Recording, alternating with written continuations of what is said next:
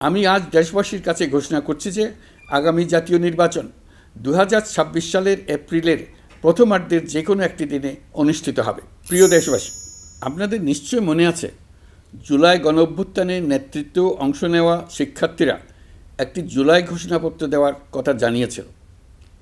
তারা আমাকেও সেখানে আমন্ত্রণ জানায়। আমি বলেছিলাম দেশের সকল রাজনৈতিক ব্যক্তিবর্গ, নাগরিক সমাজের প্রতিনিধি সহ অন্যদের সঙ্গে নিয়ে সকলে মিলে এই ঘোষণাপত্র দেওয়া ভালো হবে। এর পাশাপাশি আগামী জুলাই মাসেই সকল রাজনৈতিক দলের ঐকমত্যের ভিত্তিতে একটি জুলাই সনদ প্রস্তুত করে আমরা জাতির সামনে উপস্থাপন করতে পারব বলে আশা করছি। এই জুলাই সনদ হলো একটি প্রতিশ্রুতি, একটি জনকল্যাণমুখী রাষ্ট্র নির্মাণের জন্য সংস্কার কমিশন যে প্রস্তাবগুলো দিয়েছে সেগুলোর মধ্য থেকে রাজনৈতিক দলগুলো যে কয়টিতে একমত হয়েছে তার তালিকা থাকবে এই সনদে। জুলাই সনদে স্বাক্ষর করে তারা জাতির কাছে সেগুলো বাস্তবায়নের অঙ্গীকার করবে। জুলাই সনদ অনুযায়ী আশু করণীয় সংস্কার কাজগুলো আমরা বাস্তবায়ন করতে প্রতিজ্ঞাবদ্ধ। বাকি অংশের বেশ কিছু কাজও আমরা শুরু করে যেতে চাই। আশা করি অবশিষ্ট অংশ পরবর্তীতে নির্বাচিত সরকারের মাধ্যমে বাস্তবায়ন অব্যাহত থাকবে। প্রাতিষ্ঠানিক সংস্কারের দৃঢ় প্রতিশ্রুতি বাস্তবায়নে আমাদেরকে দৃঢ়ভাবে এবং ঐক্যবদ্ধভাবে এগিয়ে যেতে হবে। এর কোনো বিকল্প নেই।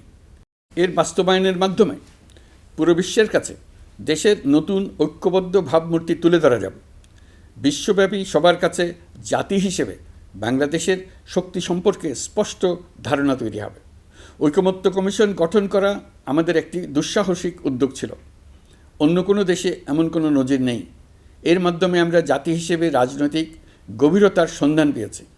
রাজনৈতিক ঐক্যে পৌঁছার জন্য ঐকমত্য কমিশনের সঙ্গে সকল দলের দলগত প্রস্তুতি, ঘণ্টার পর ঘণ্টা কমিশনের সঙ্গে ঐকান্তিক আলোচনা, জাতীয় লাইভ টেলিভিশনের সামনে সকল দলের ঐকমত্যে পৌঁছার একান্ত প্রয়াস আমাদের রাজনৈতিক ইতিহাসে স্মরণীয় হয়ে থাকবে। এই কমিশনের চেয়ারম্যান হিসেবে আমি সকল রাজনৈতিক দলের কাছে তাদের সীমাহীন ধৈর্য এবং কমিশনের প্রতি তাদের সহযোগিতা এবং সৌজন্য প্রকাশের জন্য জাতির পক্ষ থেকে ধন্যবাদ জানাচ্ছি। আশা করি আমাদের অসমাপ্ত কাজ সমাপ্ত করে শিগগিরই পূর্ণাঙ্গ জুলাই সনদ তৈরি করে জাতির জন্য একটা নতুন পথ নির্দেশনা রেখে যেতে পারব।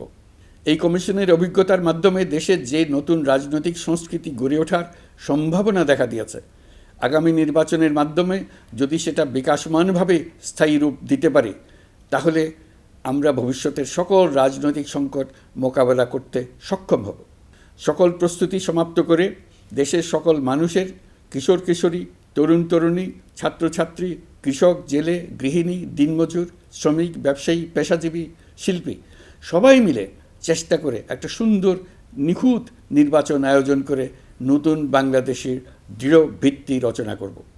প্রিয় দেশবাসী, আমি জানি আগামী জাতীয় নির্বাচন কখন হবে সে বিষয়ে সিদ্ধান্ত জানার জন্য রাজনৈতিক দল ও জনগণের মধ্যে বিপুল আগ্রহ রয়েছে। আমি বারবার বলেছি এই নির্বাচন ডিসেম্বর থেকে আগামী বছরের জুনের মধ্যে অনুষ্ঠিত হবে। এই সময়ের মধ্যে দেশের নির্বাচন উপযোগী পরিবেশ সৃষ্টির জন্য যা যা করা দরকার সরকার তাই করছে। এখানে মনে রাখা জরুরি, বাংলাদেশ স্বাধীনতার পর থেকে যতবার গভীর সংকটে নিমজ্জিত হয়েছে তার সবগুলোরই প্রধান কারণ ছিল ত্রুটিপূর্ণ নির্বাচন। ত্রুটিপূর্ণ নির্বাচন প্রক্রিয়ায় বারবার ক্ষমতা কক্ষিগত করার মধ্য দিয়ে একটি রাজনৈতিক দল বর্বর ফ্যাসিস্টে পরিণত হয়েছিল। এই ধরনের নির্বাচন যারা আয়োজন করে তারা জাতির কাছে অপরাধী হিসেবে চিহ্নিত হয়ে যায়। এমন নির্বাচনের মধ্য দিয়ে যে দল ক্ষমতায় আসে তারাও জনগণের কাছে ঘৃণিত হয়ে থাকে। এই সরকারের একটি বড় দায়িত্ব হলো একটি পরিচ্ছন্ন, উৎসবমুখর, শান্তিপূর্ণ, বিপুলভাবে অংশগ্রহণের পরিবেশে একটি নির্বাচন অনুষ্ঠান করা, এমন একটি নির্বাচন আয়োজন করা যাতে করে দেশ ভবিষ্যতে নতুন সংকটে না পড়ে। এই জন্য সবচেয়ে বেশি গুরুত্বপূর্ণ হলো প্রাতিষ্ঠানিক সংস্কার। যেই প্রতিষ্ঠানগুলো নির্বাচনের সঙ্গে সরাসরি জড়িত সেগুলোতে যদি সুশাসন নিশ্চিত করা না যায় তাহলে ছাত্র জনতার সকল আত্মত্যাগ বিফলে যাবে। সংস্কার, বিচার, নির্বাচন এই তিনটি ম্যান্ডেটের ভিত্তিতে আমরা দায়িত্ব গ্রহণ করেছিলাম। সেই বিবেচনায় আগামী রোজার ঈদের মধ্যে সংস্কার ও বিচারের বিষয়ে আমরা একটি গ্রহণযোগ্য জায়গায় পৌঁছতে পারব বলে বিশ্বাস করি।